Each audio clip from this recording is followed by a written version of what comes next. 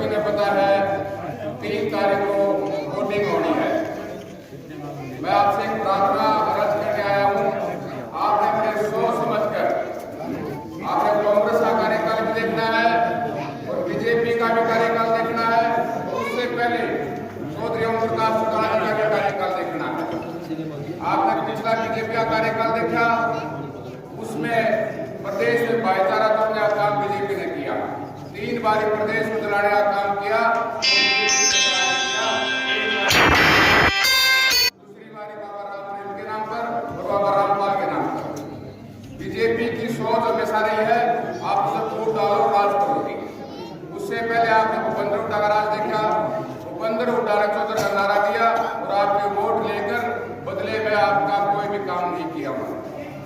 मैं बताना चाहूँ, उससे पहले चौटाला साहब की सरकार थी। अगर आपके हल्के में किसी ने विकास किया तो चौधरी ओम प्रकाश चौटाला जी ने किया। चौधरी ओम प्रकाश चौटाला जी ने औलाना गांव में शुगर मिल लगाने का काम किया, जिससे वहां के युवाओं को रोजगार तो मिला ही मिला, साथ में हमारे किसान भाइयों को सुविधा मिली। आपके यहाँ पर नई अनाज मंडी, नई सब्जी मंडी चौधरी ओम प्रकाश चौटाला जी देने अनेकों काम है। सुबह तक शाम हो जाएगी जो चौटाला साहब ने किए। चौटाला साहब के दौरान, राज के दौरान सरकार आपके द्वारा कार्यक्रम के तहत आपके चौपाल में, स्कूल में आकर आपकी समस्याओं को सुना जाता था और वहीं पर मौके पर समाधान किया जाता था। तो गांव के पिता, दूल्हा बुजुर्गों, नौजवान साथियों, ज्यादा तो बातें भाई साहब बताओगे, मैं तो बड़ी आपसे एक हाथ जोड़कर अपील करूंगा, झोली फैलाकर आपसे वोट की अपील करने के लिए आया हूँ। आपका अपना भाई हूँ, बेटा हूँ, एक एक वोट चश्मे के निशान पर डालकर चौटाला साहब के हाथ मजबूत करने का काम करें। चुनाव तो चीज आने जाने चीज है, मेरे को आप आधी रात में 24 घंटे किसी भी टाइम याद कर लेना, आपका भाई बेटा आपके बीच में खड़ा मिलेगा। आप सभी आज बड़ी संख्या में पहुंचे, आप सभी का बहुत बहुत धन्यवाद।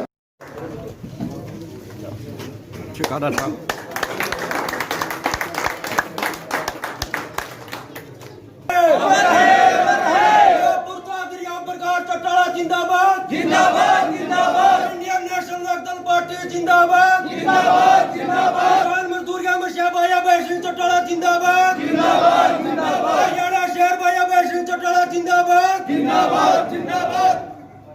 आदर और सम्मान के पार्टी के हत्या के अध्यक्ष और पार्टी के प्रत्याशी आप भाई जोगिंदर मलिक मंच का संचालन करें, सदा आपके बीच में रहने वाले आपके अपने भाई सुरेंद्र रटवाड़ जी, अतुल मलिक जी, मेरे साथ में विकास अग्रवाल जी, पवन व्यासी जी, डॉक्टर कुलबीर सालमान जी, गांव के आदरणीय चौधरी भूप सिंह, डॉक्टर भूप सिंह जी, श्री नरेंद्र रटवाड़ जी, श्री नारायण रटवाड़ जी, श्री बलवीर रटवाड़ जी, श्री धर्मवीर रटवाड़ जी, श्री सुनील रटवाड़ जी, श्री उमेश सिंह जी, रामेश्वर रटवाड़ जी और गांव के आदरणीय मेरे बुजुर्गों और साथियों, वोट आपका है, मत आपका है, फैसला आपने करना है कि किसको हम अपना यहाँ से नुमाइंदा चुन करके विधानसभा में भेजें। साथियों, चुनाव के समय में बहुत सारे लोग आपके बीच में आपका वोट मांगने आएंगे, आपका मत और विश्वास लेने आएंगे,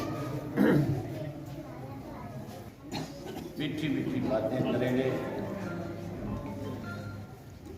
और ऐसे ऐसे चेहरे आपको देखने को मिलेंगे जो ना पहले आपसे कभी मिले और ना फिर आगे आकर के आपसे कभी मिले। ऐसे लोगों से सावधान होकर के हरियाणा प्रदेश का भाईचारा कायम रहे, इन सब बातों को ध्यान रख करके आपने अपना वोट डालना है। अगर मैं अतीत की बात करूंगा तो बहुत लंबा समय लगेगा। 10 साल कांग्रेस पार्टी का राज रहा था। उससे पहले चौटाला साहब प्रदेश के मुख्यमंत्री थे। तो चौटाला साहब ने तो एक नारा दिया था हरियाणा प्रदेश के अंदर, सरकार आपके द्वार। और सरकार आपके द्वार का मतलब था कि जो सरकार में बैठे अधिकारी है, कर्मचारी है, सरकार के अंदर सरकार को चलाने वाले मंत्री हैं या सरकार का मुखिया है, आम आदमी को उसके पास चल करके ना जाना पड़े। सरकार आपके गांव में, आपके घर तक पहुंचे और आपके जो भी कोई काम है जो रुके हुए हैं, जिनकी वजह से दिक्कत है, वो आप अधिकारियों के बीच में अपने गांव में खड़े होकर के पेश हो और आपकी उन समस्याओं का समाधान हो सके। चाहे कोई गांव के विकास की बात थी, चाहे इलाकों के लोगों की कोई बड़ी समस्या थी, जब चौटाला साहब मुख्यमंत्री थे, उनके सामने जाकर के जब भी लोगों ने सरकार आपके द्वार कार्यक्रम के तहत अपने गांव के किसी काम के लिए, इलाके की किसी दिक्कत और कठिनाई के लिए, जब भी आपने उनके सामने अपनी बात रखी, उन्होंने तुरंत आपकी बात को सुन करके अधिकारियों को आदेश दिए कि इनकी दिक्कत कठिनाई को दूर किया जाए। उदाहरण है आपके सामने, बेच कर क्या हो, किस मिल में डाल कर क्या हो, उन्होंने अधिकारियों को आदेश दे दिया कि 1 साल में वाड़ा की शुगर मिल लगनी चाहिए और पूरे 1 साल के अंदर जिस मिल का उन्होंने नींव पत्थर रखा था उसी का उद्घाटन कर दिया। उसी साल गन्ने की पिराई किसान की उस मिल में शुरू हो गई। जिस गन्ने के लिए कभी पर्ची लेकर के आपको जींद जाना पड़ता था, कभी आपको सोनीपत जाना पड़ता था, कभी पानीपत जाना पड़ता था, वो आपको अपने घर में गन्ना बेचने के लिए मिल लगा करके देते। बच्चों की पढ़ाई के लिए दिक्कत थी, खास करके लड़कियों की पढ़ाई के लिए, कि लड़कियां पढ़ने जाती थी सोनीपत, लड़कियां पढ़ने जाती थी पानीपत, लड़कियां पढ़ने जाती थी रोहतक, लड़कियां कॉलेज पढ़ने जाती थी जींद में। जब लोगों ने कहा कि लड़कियों की पढ़ाई के लिए कॉलेज चाहिए, तो फिर वाड़ा के अंदर महिला का कॉलेज खोलने का काम किया। अनाज मंडी नहीं थी, फसल कहाँ बेच के आए, इसके लिए एशिया की सबसे बड़ी मंडी जो है वाड़ा में बना करके। उसके बाद सब्जी मंडी की ऐसी दिक्कत थी कि उस सब्जी मंडी से आप उस सड़क से अगर किसी रिश्तेदारी में भी जाना चाहते थे तो 2-2 घंटे जाड़ में फंस जाते। नई सब्जी मंडी बना के दी। वहीं किसान के सामने सबसे बड़ी दिक्कत थी पानी की। गांव-गांव में नए रजबाई निकले थे कि नहीं निकले थे? निकले थे। जहाँ रजबाई बनाए वहीं ट्यूबवेल के कनेक्शन दिए, ट्यूबवेल के कनेक्शन के साथ एक काम और किया, ट्यूबवेल ये तो 600 लगे और बिजली भी 24 घंटे देने का काम किया। स्कूल जो थे बच्चों के पढ़ने के लिए, जहाँ 10वीं का था उसको अपग्रेड करके 12वीं का कर दिया और जहाँ 8वीं का था उसको 10वीं का कर दिया। बच्चों की पढ़ाई में दिक्कत ना, उसके लिए स्कूल और कॉलेज अपग्रेड किए थे। यहाँ तक भी एक इंजीनियरिंग कॉलेज की डिमांड हुई थी। गांव में इंजीनियरिंग कॉलेज खोलना बहुत बड़ा काम है। उन्होंने ब्राह्मण वाली गड्डी जो है उसके अंदर इंजीनियरिंग कॉलेज में खोल करके दी।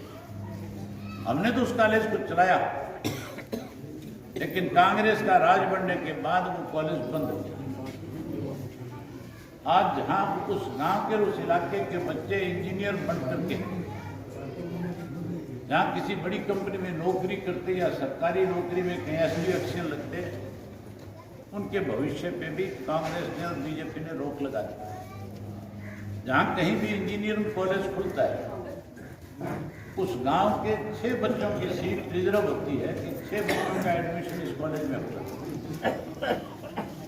आज अगर वो कॉलेज खुला होता कम से कम 150 बच्चे उस एक गांव के आज इंजीनियर उस कॉलेज की वजह से बने हुए, उनका भविष्य खराब किया इन्होंने। 10 साल का कांग्रेस का राज था। कांग्रेस के राज में जहां लोगों ने लगातार डिमांड करी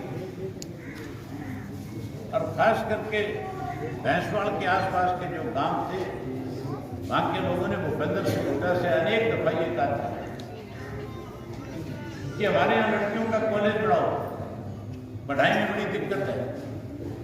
10 साल मुख्यमंत्री रहा, कॉलेज की नहीं रही।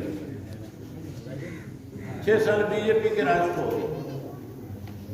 इस 6 साल के बीजेपी के राज में ना कोई कॉलेज बना, ना कोई कारखाना लगा। कहीं लालच दे करके तुम्हारे वोट का डाका डालना चाहते हैं। उनसे पूछो कि अगर आप हमारे इतने हितैषी थे तो 6 साल कहां सोए थे? उस 6 साल के अंदर तुमने हमारे यहाँ विकास क्यों नहीं कराया? मुख्यमंत्री का मैंने बयान पढ़ा, मुख्यमंत्री ने कहा कि डेथ होगी। उनकी मृत्यु के बाद मुख्यमंत्री ने एक बयान दिया था, तब तक मैं मुख्यमंत्री हूं, मैं एमएलए के तौर पे काम करूंगा पड़ता है। लेकिन मैं अपने विधानसभा क्षेत्र के अंदर महीने में 2 दिन लगा कर आता हूं। मुख्यमंत्री अगर ये कहता है कि मैं तुम्हारा एमएलए के रूप में काम करूंगा तो फिर आना चाहिए था।